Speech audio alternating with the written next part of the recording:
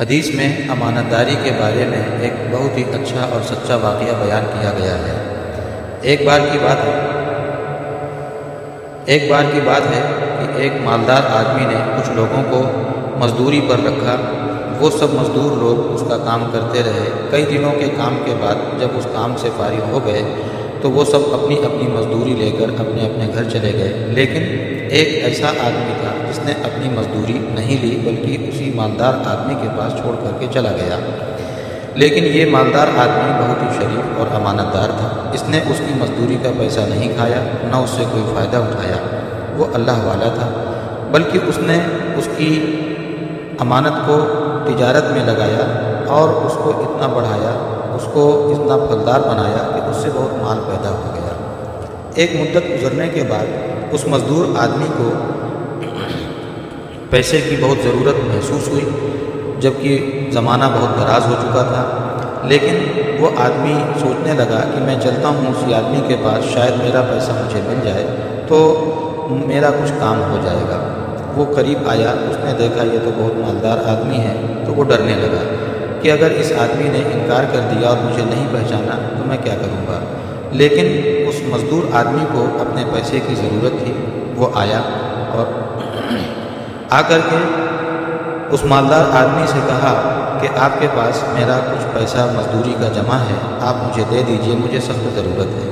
اس مالدار آدمی نے کہا کہ بھائی، تم جو کچھ اس وقت اونٹ، جانور، بکریاں، غلام دیکھ رہے ہو، یہ سب تمہاری اجرت کا ہے۔ وہ آدمی دہشت زدہ ہوا اور حیران رہ گیا، اور اس نے یہ سوچا کہ یہ مالدار آدمی اس سے مذاق کر رہا ہے۔ تو اس نے مالدار آدمی سے کہا، اے اللہ کے بندے، تم میرا مذاق نہ اڑاؤ۔ اس آدمی نے کہا، میں تمہارا مذاق نہیں اڑا رہا، بلکہ جو کچھ اونٹ، بکریاں، گائے، بھینس، غلام تم دیکھ رہے ہو، یہ سب تمہارا ہی ہے۔ میں نے تمہارے پیسے کو تجارت میں لگایا تھا، اور تمہارے اس پیسے سے اس تجارت میں اتنا فائدہ ہوا، اور یہ سب میں نے تمہارے نام پر کیا تھا۔ وہ مزدور آدمی بڑا خوش ہو گیا، اور اس نے اس آدمی سے اپنی اجرت کے پیسے سے جتنا بھی پیدا کیا ہوا سامان تھا، جتنا بھی مال تھا، سب وہ لے کر کے چلا گیا۔ اور اللہ تعالیٰ بھی اس مالدار آدمی سے اس کی امانت داری، اس کی وفاداری، اس کی شرافت کی وجہ سے خوش ہو گیا۔ اس آدمی کے ساتھ ایک بار ایک واقعہ یوں پیش آیا کہ یہ آدمی سفر میں کسی جنگل سے گزر رہا تھا۔ اتنے میں طوفان آ گیا، اور اس طوفان سے بچنے کے لیے یہ آدمی پہاڑ کے ایک غار میں پناہ گزین ہو گیا۔ لیکن طوفان کی وجہ سے ایک چٹان پہاڑ سے گر کر کے غار کے دہانے پر پہنچی اور غار کے دہانے کو بند کر لیا۔ یہ امانت دار آدمی اپنی زندگی سے مایوس ہو گیا کہ اب میں یہاں سے نکل نہیں پاؤں گا، اور یہیں میرا دم گھٹ جائے گا اور میں مر جاؤں گا۔ لیکن اس کو اپنا یہ اچھا عمل یاد آیا۔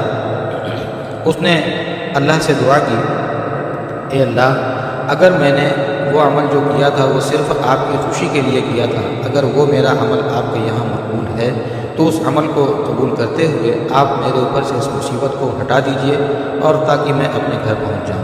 اللہ تعالیٰ نے اس کی اس امانت داری کو بہت قبول کیا تھا۔